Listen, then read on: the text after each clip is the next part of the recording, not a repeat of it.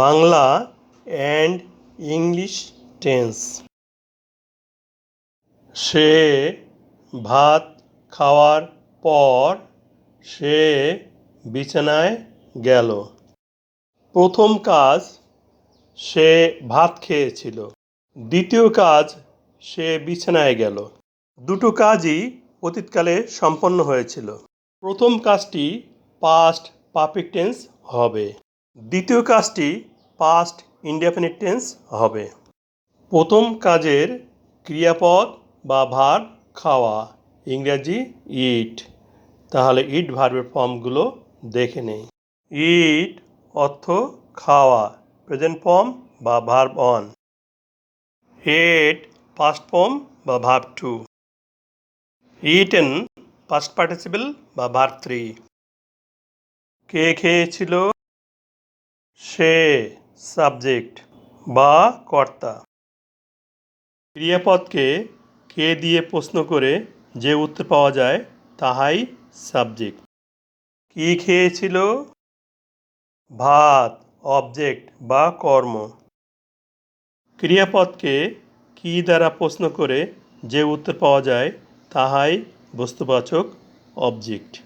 দ্বিতীয় কাজের ক্রিয়াপদ বা ভার্ব গেল, ইংরাজি গো। গো ভার্বের ফর্মগুলো দেখে নেই। গো অর্থ যাওয়া, প্রেজেন্ট ফর্ম বা verb one. Went past form বা ভার্ব টু। গন পাস্ট পার্টিসিপল বা ভার্ব থ্রি। কে গেল? সে সাবজেক্ট। কি গেল? এ প্রশ্নের উত্তর হয় না, অর্থাৎ অবজেক্ট নেই। কোথায় গেল?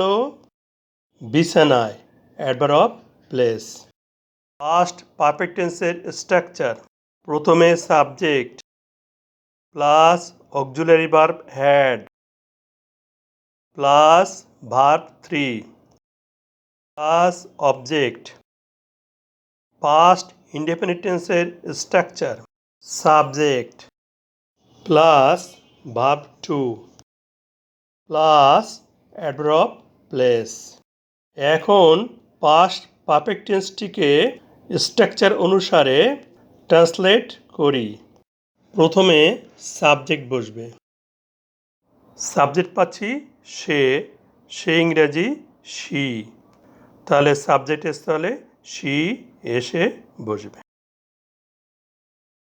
এরপর অক্সিলারি ভার্ব হ্যাড, তাহলে অক্সিলারি ভার্ব হ্যাড বসাই। এরপর ভার্ব থ্রি। ইট ভার্বের ভার্ব থ্রি পাচ্ছি ইটেন, তাহলে ভার্ব থ্রি স্থলে ইটেন এসে বসবে। এরপর অবজেক্ট। অবজেক্ট আছে ভাত, ভাত ইংরাজি রাইস, তাহলে অবজেক্টের স্থলে রাইস এসে বসবে। এখন পাস্ট ইনডেফিনিট টেন্সের স্ট্রাকচার অনুসারে ট্রান্সলেট করি। প্রথমে সাবজেক্ট বসবে। সাবজেক্ট আছে সে, সে ইংরেজি শি, তাহলে সাবজেক্টের স্থলে শি এসে বসবে। এরপর ভার্ব টু বসবে।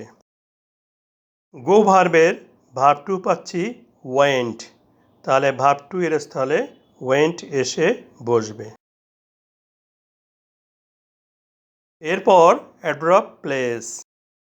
অ্যাডভার্ব প্লেস পাচ্ছি বিছানায়, ইংরেজি টু বেড, তাহলে অ্যাডভার্ব প্লেসের স্থলে টু বেড এসে বসবে। পর ইংরেজি আফটার একটি সাবঅর্ডিনেট কনজাংশন, বাক্যের মাঝে বসাই। পাস্ট পারফেক্ট টেন্সটি আফটারের পরে বসবে, তাহলে আফটারের পরে এনে বসাই। পাস্ট ইনডেফিনিট টেন্সটি আফটারের পূর্বে বসাই। পাস্ট ইনডেফিনিট টেন্সটি পাস্ট পারফেক্ট টেন্সের পরেও বসতে পারত। বাক্যের শেষে ফুল স্টপ বসবে।